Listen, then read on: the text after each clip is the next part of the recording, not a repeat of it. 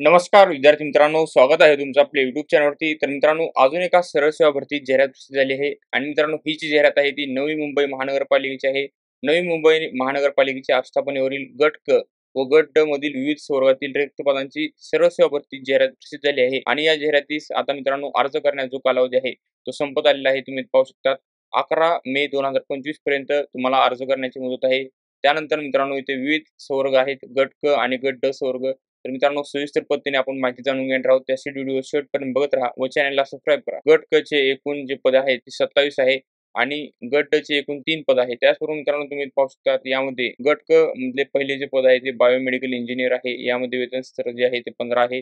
वेतन श्रेणी 41,800 ते 1,32,300. भरावयाची आवश्यक पदांची संख्या आहे 1. कनिष्ठ अभियंता स्थापत्य S14 लेवलचं पेमेंट आहे 38,600 ते 1,22,800 आणि 35 आवश्यक रिक्त पदांची संख्या आहे. आणि कनिष्ठ अभियंता बायोमेडिकल इंजिनिअरिंग S14 लेवलचं पेमेंट आहे. रिक्त पदांची संख्या 6. उद्यान अधीक्षक 1 पद रिक्त आहे. S14 लेवलचं payment. सहाय्यक माहिती व जनसंपर्क अधिकारी S14 लेवलचं पेमेंट 1 पद रिक्त आहे. वैद्यकीय समाजसेवक S14 लेवलचं पेमेंट 15 पद रिक्त आहेत. तसेच मित्रांनो, 7वं जे पद आहे ते डेंटल हायजिनिस्ट आहे. एकूण याची जी पदांची संख्या आहे, रिक्त पदांची संख्या 3 आहे. S13 लेवलचं पेमेंट आहे 35,400 ते 1,12,400. त्या पुढचं जे पद आहे ते staff nurse, nurse midwife GNM याचं S13 लेवलचं पेमेंट आहे. यामध्ये 35,400 ते 1,12,400. एकूण रिक्त पदांची संख्या जी आहे ती 131 आहे. डायलिसिस तंत्रज्ञ एकूण रिक्त पदांची संख्या 4 आणि सांख्यिकी सहाय्यक एकूण रिक्त पदांची संख्या 3. ECG तंत्रज्ञ एकूण रिक्त पदांची संख्या 8. त्याचबरोबर मित्रांनो, तुम्ही पाहू शकता 12वे जे पद आहे ते CSSD तंत्रज्ञ central surgical supervision department S13 लेवलचं पेमेंट आहे. 5 रिक्त पदे आहेत. आहार तंत्रज्ञ 1 पद रिक्त आहे. नेत्र चिकित्सा सहाय्यक S10 लेवलचं पेमेंट आहे. त्याचबरोबर 29,200 ते 92,300 वेतन श्रेणी आहे मित्रांनो. या पदासाठी एकूण रिक्त पदांची संख्या 1 आहे.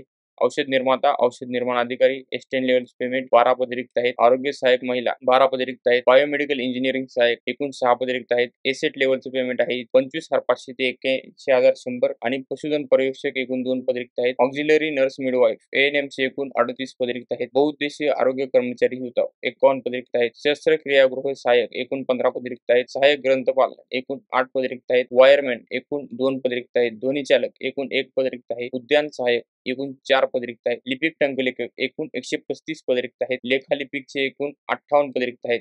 आणि यांची जी वेतन श्रेणी आहे ती वायरमॅन पासून ते लेखालिपिकची एकच वेतन श्रेणी आहे. तुम्ही पाहू शकता S6 लेवलची वेतन श्रेणी आहे आणि S7 लेवलची जी आहे ती सहाय्यक ग्रंथपाल आणि शस्त्रक्रिया सहाय्यक लेवल आहे S7. त्याचबरोबर मित्रांनो, तुम्ही पाहू शकता गट ड चे जे पद आहे ते शवविच्छेदन मदतनीस एकूण 1 पद आहे. एकूण 4 आणि कक्ष सेविका किंवा आया एकूण 28 पदे रिक्त आहेत. कक्ष सेवक वॉर्ड बॉय एकूण 29 पदे रिक्त आहेत. एकूण जी पदांची रिक्त पदांची संख्या आहे ती 620 आहे. टोटल रिक्त पदे जी आहेत ती 620 आहेत. ऑनलाईन अर्ज करण्याची शेवटची जी तारीख आहे ती 11 मे 2025 रात्री 11:55 पर्यंत. त्याचबरोबर परीक्षेचे ऑनलाईन प्रवेशपत्र उपलब्ध होण्याची दिनांक आहे. परीक्षेचे 7 दिवस आधी आहे. ऑनलाईन परीक्षेचा दिनांक प्रवेशपत्रात नमूद केल्यानुसार नवी मुंबई महानगरपालिकेच्या संकेतस्थळावर उपलब्ध असेल असं त्यांनी सांगितलेलं आहे. ही ऑनलाईन अर्ज भरण्यासाठीची वेळापत्रक बद्दलची माहिती पाहिली आहे मित्रांनो आपण. त्यानंतर परीक्षा शुल्क काय आहे ते जाणून घेऊयात. खुल्या प्रवर्गासाठी ₹1,000 आणि मागास प्रवर्ग, अनाथ प्रवर्ग यांच्यासाठी ₹900 परीक्षा शुल्क आकारण्यात येणार आहे. परीक्षेचा दिनांक, वेळ व केंद्र प्रवेशपत्रामध्ये नमूद केले जाईल आणि हे जे प्रवेशपत्र आहे ते परीक्षे 7 दिवस आधी उपलब्ध होईल. त्यानंतर मित्रांनो, ते रिक्त पदांचा पदनाम, पदसंख्या, आरक्षण तपशील, पदनिहाय आवश्यक शैक्षणिक अर्हता व अनुभव, वेतन श्रेणी तपशील जो आहे तो इथे दिलेला आहे. बायोमेडिकल इंजिनिअरचं तुम्ही पाहू शकता 1 पद आहे. यासाठी जी शैक्षणिक अर्हता आहे ते आपण जाणून घेऊयात. प्रत्येक पदाची आपण शैक्षणिक अर्हता जी आहे ती जाणून घेणार आहोत. यामध्ये बायोमेडिकल इंजिनिअरसाठी मान्यताप्राप्त विद्यापीठाची बायोमेडिकल इंजिनिअरिंग पदवी तथापि पदवीधारक उमेदवार उपलब्ध न झाल्यास सदर पद बायोमेडिकल इंजिनिअरिंग मधील पदविका मेडिकल इलेक्ट्रॉनिक्स मधील पदवीधारक मधून भरण्यात येईल असं त्यांनी सांगितलेलं आहे. तिसरी जी पात्रता आहे ती संबंधित विषयातील कामाचा 2 वर्षाचा अनुभव आवश्यक आहे. मराठी भाषेचे ज्ञान असणे आवश्यक आहे. कनिष्ठ अभियंता या पदासाठी शैक्षणिक अर्हता मान्यताप्राप्त विद्यापीठाची स्थापत्य, सिव्हिल अभियांत्रिकी, सिव्हिल इंजिनिअरिंगची शाखेची पदवी असणे आवश्यक आहे आणि मराठी भाषेचे ज्ञान असणे आवश्यक आहे. तसेच कनिष्ठ अभियंता बायोमेडिकल इंजिनिअरिंग या पदासाठी मान्यताप्राप्त विद्यापीठाची बायोमेडिकल इंजिनिअरिंगची पदवी असणं आवश्यक आहे. तसेच 2 वर्षाचा अनुभव असणं आवश्यक आहे. मराठी भाषेचे ज्ञान असणं आवश्यक आहे. त्याचबरोबर मित्रांनो, 4थं जे पद आहे ते उद्यान अधीक्षक गट क यामध्ये शैक्षणिक अर्हता जी आहे ती कृषी विद्यापीठाची BSc horticulture, agriculture, botany, forestry पदवी मान्यताप्राप्त विद्यापीठाची वनस्पती शास्त्रातील पदवी हे मित्रांनो शैक्षणिक अर्हत आहे. या पदासाठी उद्यान अधीक्षक या पदासाठी, त्यानंतर 5वे जे पद आहे ते सहाय्यक माहिती व जनसंपर्क अधिकारी यासाठी शैक्षणिक अर्हता जी आहे ती मान्यताप्राप्त विद्यापीठाची कोणत्याही शाखेची पदवी आणि शासन मान्य पत्रकारिता व जनसंज्ञापन जर्नलिझम अँड मास कम्युनिकेशन मधील पदविका असणे आवश्यक आहे. शासन मान्य संस्थेमधील संबंधित कामकाजाचा किमान 3 वर्षाचा अनुभव असणे आवश्यक आहे.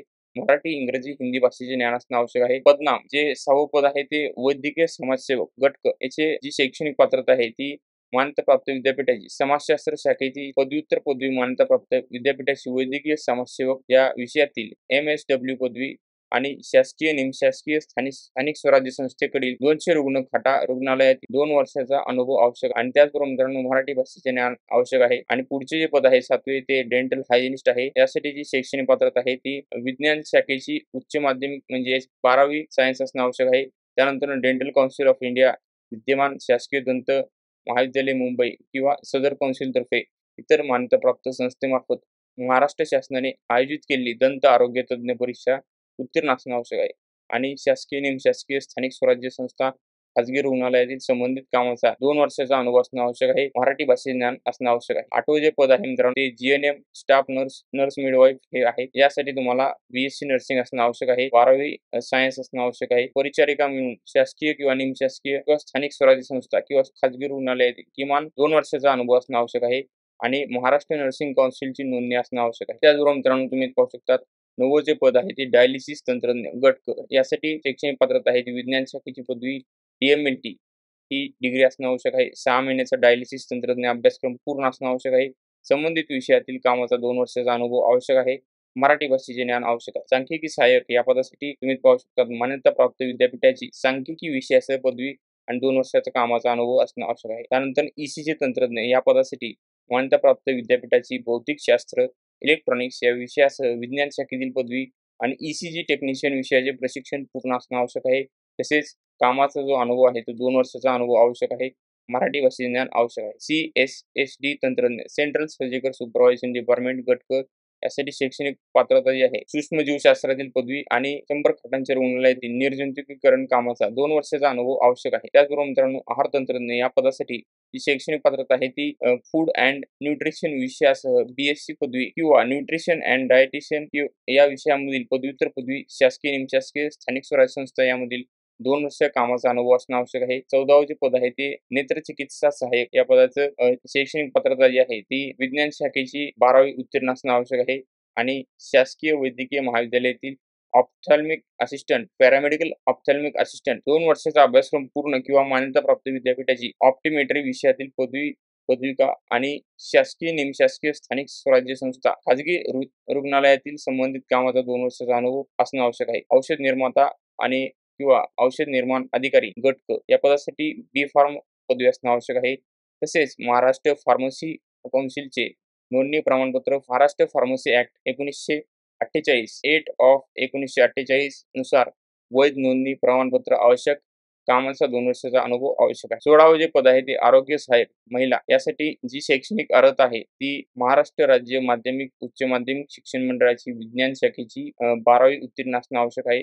आणि संबंधित विषयातील कामाचा 2 वर्षाचा अनुभव आणि निवडीनंतर 12 महिन्याचं प्रशिक्षण पाठ्यक्रम MPW किमान 2 वर्षात उत्तीर्ण होणे आवश्यक आहे. बायोमेडिकल इंजिनियर सहाय्यक गट शैक्षणिक अर्हता आहे ती 10वी उत्तीर्ण असणे आवश्यक आहे. त्यानंतर इलेक्ट्रॉनिक्स मेकॅनिक्स या विषयाचा 2 वर्षाचा अभ्यासक्रम पूर्ण असणे आवश्यक आहे. 2 वर्षाचा कामाचा अनुभव असणे आवश्यक आहे. पशुधन परीक्षक या पदासाठी जे क्वालिफिकेशन आहे ती विद्यापीठाची पशुसंवर्धनाची पदविका पूर्ण असणे आवश्यक आहे. तसेच 2 वर्षाचा अनुभव असणे आवश्यक आहे. त्याचबरोबर मित्रांनो ऑक्झिलरी नर्स मिडवाईफ या पदासाठी SSC उत्तीर्ण असणे आवश्यक आहे. शासनमान्य संस्थेचा ANM अभ्यासक्रम पूर्ण महाराष्ट्र नर्सिंग काउन्सिलची नोंदणी आवश्यक आहे. मराठी भाषेचे ज्ञान आवश्यक आहे. बहुउद्देशीय आरोग्य कर्मचारी हुताप गट क या पदासाठी 12वी उत्तीर्ण असणे आवश्यक आहे. विज्ञान शाखेमधून आणि मराठी भाषेचे ज्ञान आवश्यक आहे. तसेच मित्रांनो शस्त्रक्रियागृह सहाय्यक या पदासाठी HSC उत्तीर्ण आवश्यक आहे. जीवशास्त्र विषयासह 12वी तुमचं जीवशास्त्र विषय असलं पाहिजे आणि विज्ञान शाखा असली पाहिजे. तसेच 2 वर्षाचा अनुभव असला पाहिजे. आणि सहाय्यक ग्रंथपाल गट क याचे पद आहे यामध्ये bachelor in library he degree असणे आवश्यक आहे. ग्रंथालय शाखेची पदवी असणे आवश्यक आहे. वायरमॅन या पदासाठी 10वी उत्तीर्ण प्लस औद्योगिक प्रशिक्षण संस्थेचे तारतंत्री अभ्यासक्रम पूर्ण. तदनंतर NCTVT चे प्रमाणपत्र आवश्यक आहे. 3 वर्षाचा कामाचा अनुभव आवश्यक आहे. ध्वनी चालक या पदासाठी महाराष्ट्र राज्य माध्यमिक व उच्च माध्यमिक शिक्षण मंडळाची एकूण जी 10वी ची परीक्षा आहे ती उत्तीर्ण असणं आवश्यक आहे आणि रेडिओ, टीव्ही यांत्रिकीमधील अभ्यासक्रम पूर्ण केल्याचे प्रमाणपत्र आवश्यक आहे. उद्यान सहाय्यक या पदासाठी शैक्षणिक पात्रता जी आहे ती BSc horticulture, agriculture, botany, forestry ही पदवी असणं आवश्यक आहे. त्याचबरोबर मित्रांनो लिपिक टंकलेखक 26वे पद आहे. यासाठी जी शैक्षणिक अर्हता आहे ती जाणून घेऊयात. मान्यताप्राप्त विद्यापीठाची कोणत्याही शाखेची पदवी इथे चालते आणि त्याचबरोबर मराठी टंकलेखनाचे किमान 30 शब्द प्रति मिनिट व इंग्रजी टंकलेखनाचे किमान 40 शब्द प्रति मिनिट व एक मर्यादेचे शासकीय वाणिज्य प्रमाणपत्र किंवा संगणक टंकलेखनाचे प्रमाणपत्र धारण केले असावे.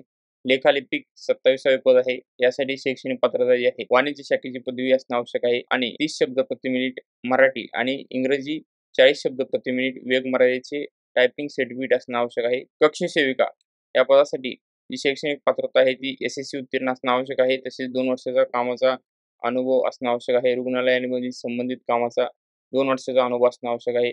आणि कक्ष सेवक, वॉर्ड बॉय या पदासाठी शैक्षणिक अर्हता आहे ती 10वी उत्तीर्ण आणि 2 वर्षाचा रुग्णालयातील संबंधित कामाचा अनुभव असणं आवश्यक आहे.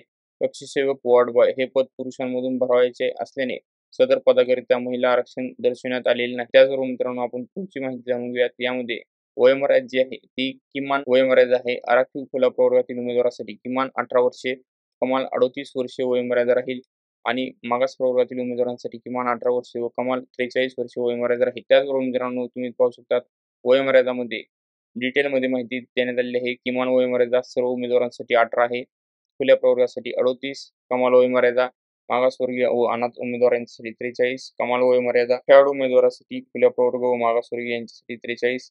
त्याचबरोबर माजी सैनिक कमाल वयोमर्यादा खुला प्रवर्ग यांच्यासाठी सशस्त्र दलात झालेल्या सेवेइतका कालावधी अधिक 3 वर्ष आणि मागासवर्गीय यांच्यासाठी सशस्त्र दलात झालेल्या सेवेइतका कालावधी अधिक 3 वर्ष. दिव्यांग व्यक्ती उमेदवार कमाल वयोमर्यादा 45, पदवीधर अंशकालीन उमेदवार कमाल वयोमर्यादा 55, प्रकल्पग्रस्त भूकंपग्रस्त कमाल वयोमर्यादा 45. उपरोक्त नमूद वयोमर्यादा ही दिनांक 11 मे 2025 या दिनांकास विचारात घेतली जाईल. या तारखेपासून तुमचं एज जे आहे ते कॅल्क्युलेट केलं जाणार आहे. त्याचबरोबर मित्रांनो इथे पदसंख्या व आरक्षणासंदर्भात सर्वसाधारण तरतुदीची इथे माहिती देण्यात आलेली आहे. सर्व माहिती वाचूनच तुम्हाला अर्ज करायचा आहे जेणेकरून तुम्हाला भविष्यात काही अडचण येणार नाही.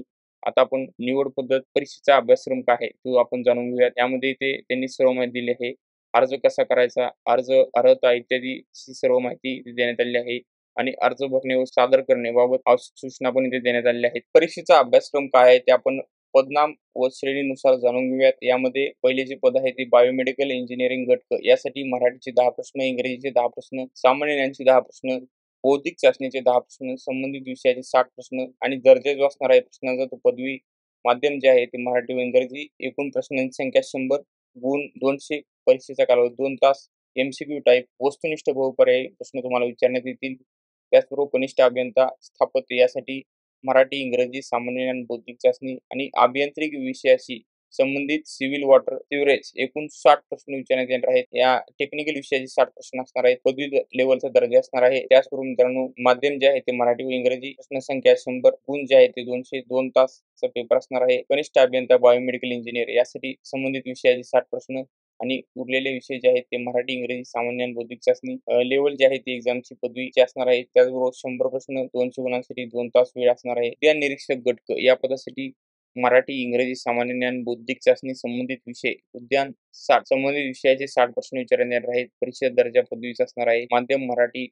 प्रश्न संख्या 100, 200 गुण असणार आहे. 2 तास कालावधी असणार आहे परीक्षेचा. त्यानंतर सहाय्यक माहिती व जनसंपर्क अधिकारी मराठी, इंग्रजी, सामान्य ज्ञान, बौद्धिक चाचणी, पत्रकारिता. पत्रकारितेचे 60 प्रश्न, एकूण 100 प्रश्न 200 गुणांसाठी 2 तासाचा वेळ असणार आहे. त्याचबरोबर वैद्यकीय समाजसेवक यासाठी संबंधित विषयाचे 60 प्रश्न आणि मराठी, इंग्रजी, सामान्य ज्ञान, बौद्धिक चाचणी मराठी माध्यममध्ये परीक्षा देता येणार आहे आणि 100 प्रश्न 200 गुणांसाठी 2 तासाचा वेळ असणार आहे. डेंटल हायजिनिस्ट या पदासाठी संबंधित विषयाचे 60 प्रश्न आणि उच्च माध्यमिक शालांत परीक्षा 12वी लेवलचे तुम्हाला प्रश्न विचारण्यात येणार आहेत आणि 100 प्रश्न 200 गुणांसाठी 2 तासाचा वेळ असणार आहे. Staff nurse, nurse midwife, JNM गट क या पदासाठी संबंधित विषयाचे 60 प्रश्न पदवी लेवलचे तुम्हाला क्वेश्चन विचारण्यात येणार आहेत. मराठी व इंग्रजी 100 प्रश्न 200 गुणांसाठी वेळ 2 तासाचा असणार आहे. त्याचबरोबर मित्रांनो डायलिसिस तंत्रज्ञ गट क यासाठी संबंधित विषयाचे 60 प्रश्न. त्याचबरोबर मराठी, इंग्रजी या माध्यमामध्ये तुम्हाला परीक्षा देता येणार आहे आणि परीक्षेत दर्जा जो आहे तो पदवी व पदविका असणार आहे. 100 प्रश्न 200 गुणांसाठी आणि 2 तासाचा वेळ असणार आहे. ई तंत्रज्ञ या पदासाठी पदवी लेव्हलचं तुम्हाला क्वेश्चन विचारण्यात येणार आहेत. संबंधित विषयाचे 60 प्रश्न, मराठी व इंग्रजी आणि 100 प्रश्न 200 गुणांसाठी 2 तासाचा वेळ असणार आहे परीक्षेसाठी. सांख्यिकी सहाय्यक यासाठी पण 2 तासाचा वेळ असणार आहे. 100 प्रश्न 200 गुणांसाठी संबंधित विषयाचे 60 प्रश्न. त्यानंतरनं सेंट्रल सर्जिकल सुपरवायझेशन डिपार्टमेंट गटक यासाठी संबंधित विषयाचे 60 प्रश्न आणि प्रश्नसंख्या जी आहे ती 100. एकूण गुण 200. 2 तासाचा वेळ असणार आहे. आहार तंत्रज्ञ यासाठी संबंधित विषयाचे 60 प्रश्न. मराठी व इंग्रजी माध्यमांमध्ये तुम्हाला परीक्षा देणार आहे. 100 प्रश्न 200 गुणांसाठी 2 तासाचा वेळ असणार आहे. तर मित्रांनो, प्रत्येक पदासाठी जो पॅटर्न आहे तुम्ही पाहू शकता. संबंधित विषयाचे जे प्रश्न आहेत ते 60 विचारण्यात येणार आहेत आणि तुमच्या शैक्षणिक अर्हतेनुसार समजा पदवी असेल तर पदवीच्या दर्जानुसार तुम्हाला प्रश्न विचारण्यात येतील आणि किंवा 12वी असेल तर 12वीच्या दर्जानुसार तुम्हाला प्रश्न विचारण्यात येतील आणि 100 प्रश्न आणि 200 गुणांसाठी हे प्रश्न विचारण्यात येतील आणि परीक्षेचा जो कालावधी आहे तो 2 तास असणार आहे. त्या पदांसाठी तुम्ही पाहू शकता. सर्व पदांसाठी ते 2 तासाचा परीक्षेचा कालावधी आहे. तर मित्रांनो, ही माहिती होती नवी मुंबई महानगरपालिकेच्या विविध पदांची गट क व गट ड या पद भरतीबद्दलची. अशाच लेटेस्ट अपडेट्ससाठी व्हिडिओला लाईक करा, शेअर करा, चॅनलला सबस्क्राईब करा. धन्यवाद मित्रांनो.